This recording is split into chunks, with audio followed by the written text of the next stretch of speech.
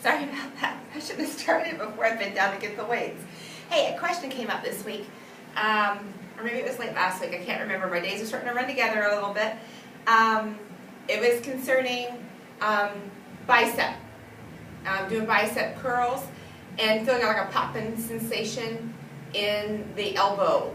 Not really in the joint. I think it sounded like it was more like in the ligament and tendon. And I brought up the point that you want to make sure that you're hitting your bicep. The person said they feel it when they do supinated palm, but not when they do hammer curls. And so I brought up the point that you need to vary your grip on your bicep and on your tricep work, and on any work. Just make sure that you're hitting all heads of the muscle properly, and that you're hitting all points of the muscle. The muscle has a belly in the center, but you want to make sure that you're hitting every point in the muscle, not just staying up in the belly of the muscle. That's why you need to do your extension all the way. So I'm just going to show you a couple options on your grips for biceps, and I think this is the best camera angle I'm going to get on this.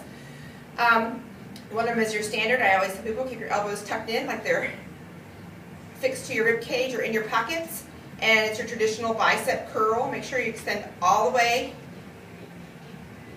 All the way. And then there is your hammer curl.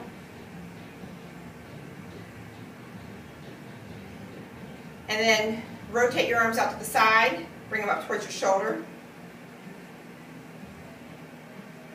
And the other one I like to do is an isolation curl. I usually do this with my arm on the inside of my thigh, but I don't think you can see my, try it this way, like this. And so it's coming across my body. And sometimes I do these with the cable, and I do them standing and pulling across my body.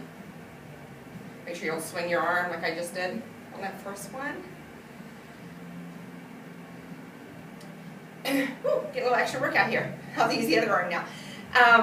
The other one is, another one you can do, there are several that you can do, and you can use cables, you can use weights, you can use bands.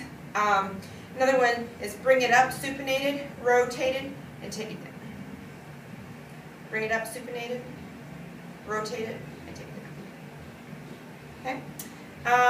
And on your tricep work, you want to make sure your tricep work, keep that like a cricket wing in there at your side, and just straighten it out. And don't just fling and use momentum. Straighten it out, contract it. Straighten it out, contract it. Straighten it out, contract it. Turn your palm over. Palm up. Hits that muscle, it hits a little lower down your tricep. Usually women are pretty weak there. And then your tricep extensions. Hit the muscle yet a different way. Make sure you keep the elbows pointed forward, lifting up.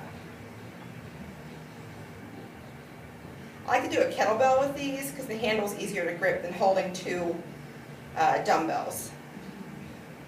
But you can also do that with cables. And then I do some tricep work with bands as well. And the band work, you can only do this with bands. You cannot do this with weights. It's too much pressure on the joint. But you can kind of do like the scarecrow arm kind of thing. That's what I always think of. I think of a scarecrow hanging on a pole. And then of course you can do your diamond push-ups for your triceps, and you can do dips for your triceps as well. You just want to vary your grip, vary what you do, and I use 3 different exercises to hit each muscle group. So if I'm doing my biceps, it's not what am I going to do today, it's what am I going to do in the first set, and what am I going to do? Well, I do 3 sets of each. So 3 sets of 3 different exercises just for my bicep, and then 3 sets of 3 different exercises for my triceps. So that's why I need a bicep tricep day. So I hope this is helpful to you and helps answer some of your questions. If you just do the exact same bicep move all the time, you're going to have imbalance in your bicep, 2 heads, bi, tricep, 3 heads. So you want to make sure that you're varying your pronation, supination, and your angle. Happy lifting.